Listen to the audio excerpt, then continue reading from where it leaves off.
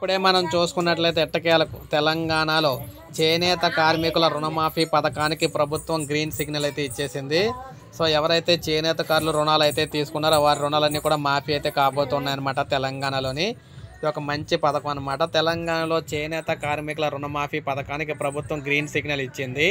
చేనేత కార్మికులకు 33 కోట్ల రుణమాఫీకి ప్రాథమిక అనుమతులు మంజూరయ్యాయి.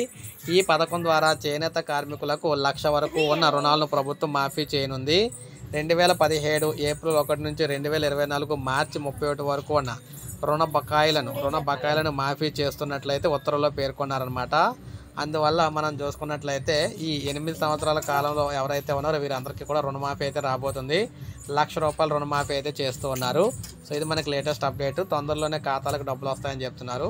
ఒక లైక్ చేయండి, సబ్స్క్రైబ్ చేసుకోకపోతే మన ఛానల్ సబ్స్క్రైబ్ చేసుకొని ఫాలో అవుతానండి. ఇలాగే మీకు పథకాలకు సంబంధించి సమగ్ర సమాచారం అయితే మన ఛానల్ ద్వారా నేనైతే అందిస్తూ ఉంటాను ఎప్పటికప్పుడు.